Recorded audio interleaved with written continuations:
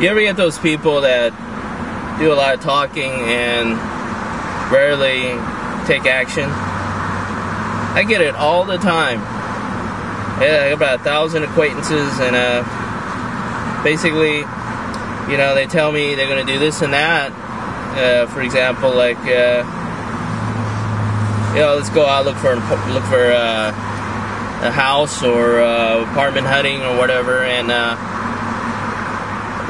you know, they'll put it off, and they're selfish. No, there's got to be a better way. Do we really need to deal with this? It's like they think they're past the buck, and they're the only ones that will do it.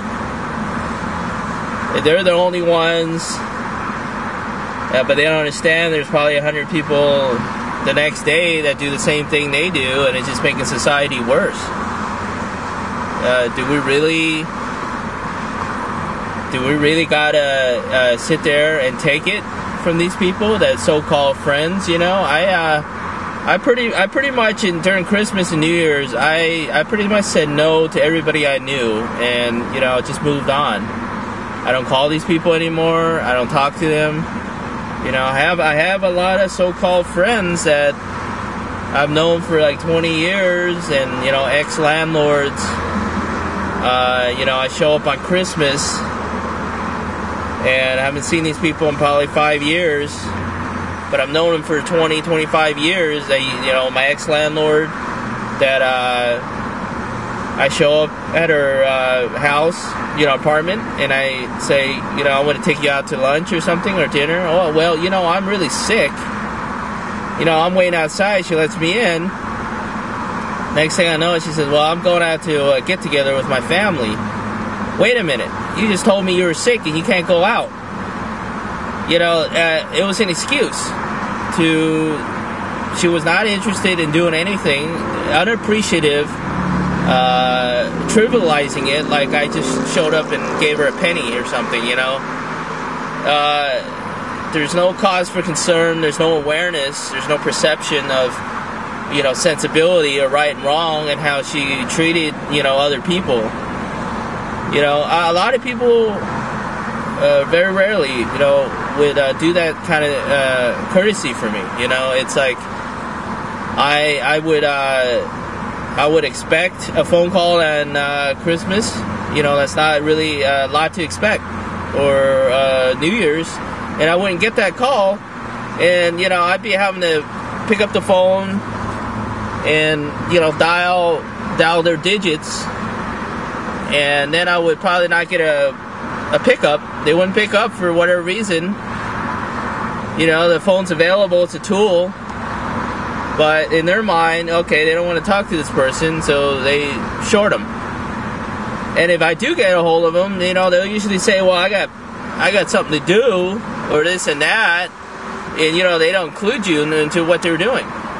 I've seen a lot more in society of these type of people, literally a daily event. I mean, all day long I can run into people just like that. Our society's ungiving, selfish. You know, I had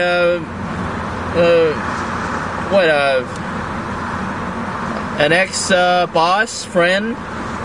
You know, we're both. You know, you call him up, say, I'll go buy you a beer. You know, a guy I knew at Kinko's that, you know, unappreciative. You call him up. You haven't seen these people in 5 years. You know, you're offering to buy them a beer, and then they make all the excuses in the world. Well, I'm busy. Well, if you're busy, you know, what if your father was dying? Are you going to be too busy to go see him? If you have 55 meetings a day, are you going to be too busy to see that guy? Oh, well, family's different. You know, I had this security guard friend of mine tell me that. Well, you know what? You know, family's not, friends aren't different. You know, we're people. We bleed the same blood. We have skin. We're born the same way. We live on the same planet. So you don't try to say that you treat somebody else different because you're like second-class citizens or something. You know what I mean? It's like, friend in Tulsa, physical therapy product seller. I really hit it off with this guy, with him, and you know, I was gonna do a show with him. And it's like, I call this guy probably 50 times a year, and he has never called me once. And he's probably watching this right now, pissed off or something that I'm saying this. But it's the truth. It's the people that don't take the time, that have no awareness to keep up with their friends. They make their friends feel unappreciated and second-class citizens and substandard. So what are you going to do with that?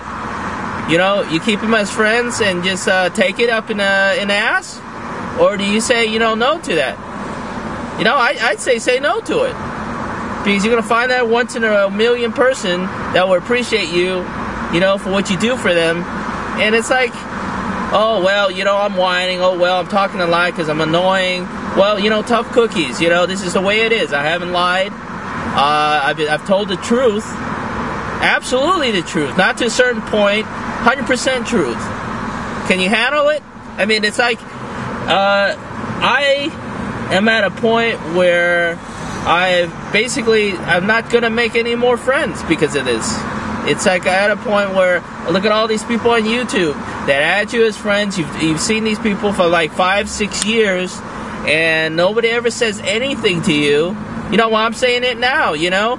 You've known these people, you know, you like for them to actually not just be internet buddies, but they actually talk to you, you know, on the phone. They actually involve you in their lives, and they want to talk to somebody. You have somebody to talk to, you know what I mean? It's like at a point where the excuses are the norm rather than an exception, you know? Think about it. Change your ways, people, you know? Otherwise, you know, you're going to see more of this because it's the truth. Oh, I can do X, Y, and Z. I can look at it at different angles. I can take it in stride, whatever. There's all kinds of angles to look at it, but this is the truth. I'm not sugarcoating it.